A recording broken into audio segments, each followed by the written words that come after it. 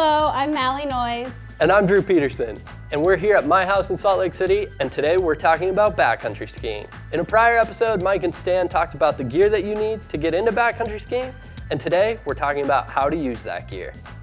We're not going to talk about the safety gear, that will be in future episodes. But please, before you get out, remember to brush up on your safety and avalanche education. All right, let's get started.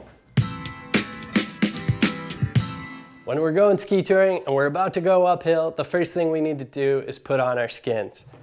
So when you have your skins, pull them out of your pack. You're gonna need to pull them apart.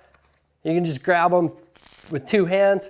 I like to actually use my palms so that I have like more hand strength rather than just my fingertips, because they're gonna be stuck together pretty good.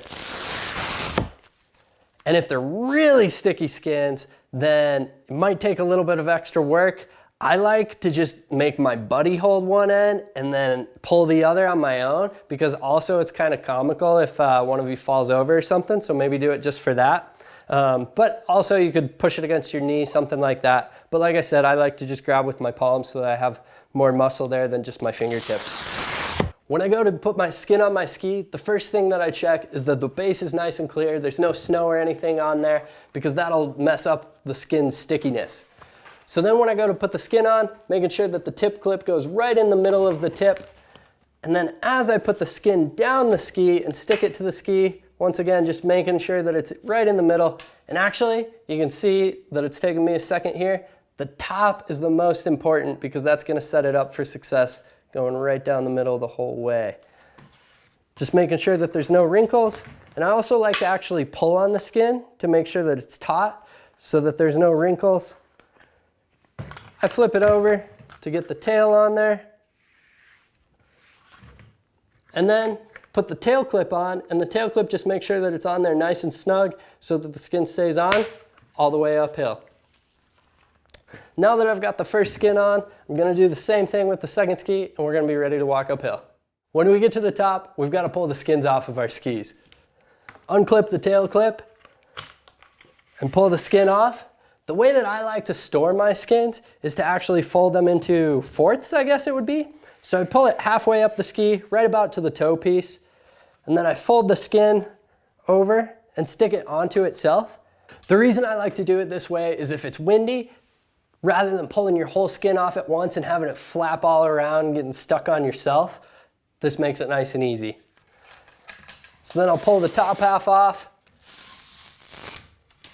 stick my ski into the snow, right over here into the snow, and fold that second half into the third and fourth quarter. Nice and easy. I'm gonna do the same with the second ski here. Other people do it a couple different ways. Some people will pull the whole skin off all at once. As you can see, like I said, if it's nice and windy, the skin would be blown all over the place. And also when you're at the top, you want to make sure that you're not dropping your skins into the snow, because that'll mess with the glue and the stickiness for your next lap. And definitely don't drop them into pine needles, because it is impossible to pick those out, even with tweezers. So some people just like to fold it straight in half. That's totally fine as well, whatever your personal preference is. And when you fold your skins, they don't have to be perfect. They're just going right back in your pack, and then you're gonna pull them out for the next lap anyhow. Another way that some people like to store their skins is with a skin saver. This comes with most skins that you buy in the box, and this goes in between the two sticky parts. Personally, I don't use this. It's totally fine to just put the glue straight onto one another, unless you have like really sticky skins. So then, I've got my skins here. One way that I can store them is to put them in my jacket, especially if I want to keep the skins warm to keep them sticky. But 95% of the time, I just put them in my backpack. So when I put them in my backpack, I just put it in the big pocket, the main compartment, rather than putting it in with my Avi gear. And then you go skiing. The best part of this whole backcountry skiing thing. Today I'm talking about the Salomon shift binding. This is the binding that I've used for the past few years, and I see a lot of people opting to use it when they're going into the backcountry as well. And it's for good reason, because it's a true hybrid binding in that it's a tech binding for walking uphill and a true alpine binding for going downhill. So today I'm talking about how to go uphill and downhill with this binding. So at the bottom, when we're switching into walk mode, the first thing we're gonna do is pull up the brake, that little lever right there. You can just depress it down. You can also set that down on the ground and step into that with your heel, which is another way to do it. Kind of nice when you have cold hands. And then when we're switching the toe piece into walk mode, you just pull on this little lever here. And then to actually get into the binding, I need a ski pole.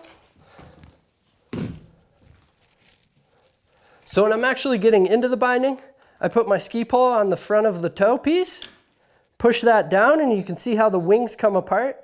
And then when I'm putting my boot into the pins there, I like to put the inside one first and then the outside. And then I'll pull up on this lever here. I pull it all the way up and that locks out the toe so that my boot is gonna stay in there for when I'm skidding up the skin track. When you're pulling on the toe lever here, there's actually two different clicks. I suggest pulling it all the way up because that actually locks the toe. That middle, click, that first click, is actually we used it as a mode of if you were going through avalanche terrain so that your boot is locked in, but you would still come out if you fell or got hit by an avalanche. But really, if we're going backcountry skiing, just don't walk under somewhere that you could get hit by an avalanche. So that's why I lock out my toe all the time. And now that we're ready to go uphill, I'm all clicked in. I'm gonna switch over my ski boot as well. So I'm wearing the Shift Pro 130 here, which is a pretty standard ski touring boot nowadays. And the first thing that I'm gonna do is switch into walk mode, which is just a simple lever here on the back of the boot. And that frees the cuff for a range of motion. What I like to do is also loosen my top buckles and loosen my power strap as well. I like to put my top buckles right there on the last setting, so that also opens up more range for my shin, for my lower leg to move. And then I'll also loosen the buckles on the bottom here. And actually, I just make sure that this buckle is tight enough to hold my heel down. And the reason that I do that is so that my heel's not sliding up and down the whole time I'm walking uphill, because that could lead to blisters. But really, you just need to make sure that you figure out what's comfortable for you. Now that my boot and my binding are ready to go uphill, we're gonna start walking. And then when we hit something steep enough, I'm gonna use the heel riser to help me go up a little bit steeper. So I just use my pole to flick that up right there. It's a simple metal heel riser here on the shift binding. And that's also a really sturdy heel riser. So that's nice and solid for when I'm going up something steep, if I'm breaking trail, or if I'm on variable snow conditions, I can trust that that's gonna hold as well. Now that we've made it to the top of the skin track, it's time to go skiing, it's time to go downhill and have some fun. So I'm gonna need to switch over my boot and my binding once again. The first thing that I'm gonna do is put down my heel riser. I actually use the grip of the pole rather than the basket of the pole because it's nice and stable, something easy to knock the heel riser down or pull it up.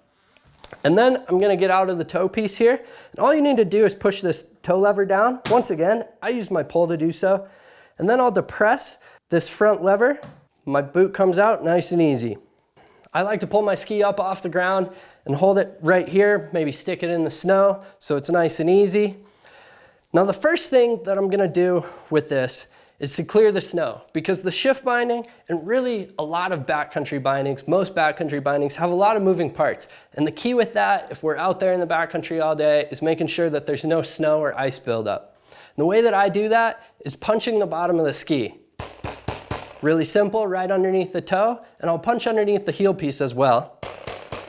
The reason that I do it that way is that it's a lot easier than digging around with my fingers, or I'll also see a lot of people blowing on their bindings to try to blow the snow out of there. And I really don't think that's a good idea. And the reason that I don't do that is because when you do so, you're putting moisture onto the binding and that will actually freeze the snow to the binding. So that's why I use the simple punch technique, and I promise you're not gonna mess up your ski or your binding by punching it, because I promise you're skiing way harder than a simple thud on the bottom of the ski. Now that I've cleared the snow out, we're gonna transition the toe piece to go into ski mode. So another tip that I use here on the shift binding is pulling the wings together, and that actually pulls up this middle lever so that it's easier to put your finger underneath and click it back into ski mode. And then this front toe lever, we just depress that down, it clicks down nice and easy. The toe piece is ready to go downhill and go skiing. On the heel, we just need to put the brake down, which once again is this simple lever here. If I've made sure to clear the snow by thudding the bottom of the ski, then it's ready to transition. What I like to do is just use my middle finger and put it under there. The farther under it is, the easier it is. And I do this with my gloves on as well, so that my hands aren't getting cold while I'm out there. There we go, the brake's down. The full binding is ready to go downhill. Throw it back on the snow. And then I'm gonna transition my boot to go downhill. So the first thing I do is switch from walk mode into ski mode. The reason that I do it first is so that I don't forget, because there's nothing worse than dropping into the line of your life and realizing 2 turns in that you're still in walk mode. And really, I'm talking from experience because we've all done it, and I'm sure that I'll do it again.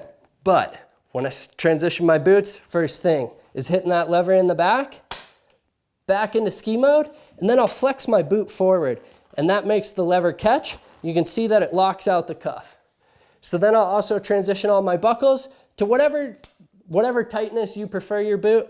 The way that I'll do it is buckle this one first, because that pulls my heel back. The instep one there second, because that locks my ankle down.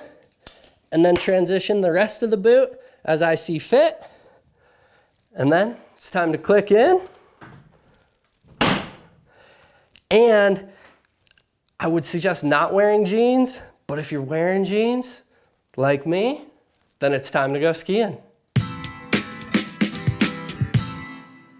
All right, so if you have a lightweight tech binding, this is the MTN touring binding. I'm gonna go into how to set it up for the way up and transition it for the way down. I'm also gonna go into the details of the MTN lightweight touring boot. Now that we're getting ready to go uphill, I'm going to rotate the heel piece to the side, and then I'm ready to step into it. And then I'm gonna step my toes in, getting the pins to click into the little holes in the side of my boot. I like to shake my foot a little bit just to make sure that the binding is in. And then I take this front lever and click it up 2 times into the lock position for while I'm walking, so that my toes don't come out while I'm skinning and walking uphill. And then I'm gonna switch my boot into walk mode. So I like to loosen the buckles. I leave my buckles all the way open. You can use this last buckle just where it's still loose, but it's sort of out of the way. Loosen my top power strap. And then the most important is I switch the boot into walk mode, which gives it more flex, making it easier for the walk on the way up. As the skin track gets steeper, I like to use my pole to move my heel risers. On this binding, we've got 2 different heel risers to adjust for the different skin track steepness. So I can use the second one as well for the steepest sections, making it easier on the way up. Once I get to the top, I like to move my risers so I'm standing comfortably, click out of my ski, using my pole on the front lever. Now I can put on my warm layers, take off my skins, and get ready to ski down. So I'm going to rotate the back heel piece again, set the ski on the ground, then I'm gonna step in, aligning the holes in the toe of my boot with the pins of the binding, give it a little shake, making sure there's no snow or ice stuck in there, and then I give it a solid stomp with my heel to step into the binding. I also check to make sure that this front lever is in ski mode, which is how it should naturally go once you step in. I don't want it all the way in lock mode, just in case I fall, the ski won't come off my foot and it can create knee or leg injuries. So I keep it in ski mode. And then I have to switch my boot into ski mode. So I'm gonna make it tighten my buckles. And most importantly, I'm gonna switch it into ski mode back here, locking it down and giving me a more solid forward lean for the ski down. This here is the Salomon Guardian binding. And just like any other frame binding, we don't need a touring specific boot to go uphill, in that you don't need pin inserts. So I'm just gonna focus on the binding itself for the transitions. When we're at the bottom and we're prepping to skin up the skin track, we're gonna click the binding into walk mode. The way that we do that here on the Guardian is on the heel piece, this little tab right behind the heel. You pull that back, and then that will release the entire frame of the binding. As you can see, that's what we mean by a frame binding. And I'll flick this lever over on the heel all the way down, and then step into the binding itself. Click into the binding, and as you see, with a frame binding, just as the name would imply, the entire frame sticks with your boot as you walk uphill. On the Guardian, this is the heel riser, so I'll flick that up for when I'm going up something steep. And then when we make it to the top, it's just reverse order to click it back into ski mode. It's really simple with the Guardian actually. You just put the heel riser all the way back, and then you just stomp on the ski, and you're clicked in. So I'll click my ski off, pull my skin off, go through the rest of my transition, click back in, and we're ready to go skiing. That's all from us today. These are the basics of how to use your gear and get started ski touring in the backcountry. If you have any questions or we missed anything, leave them in the comments below and we'll do our best to answer them. In the meantime, hit the subscribe button because we got a bunch more episodes with a lot more information coming your way. Thanks for watching, and we'll see you on the skin track.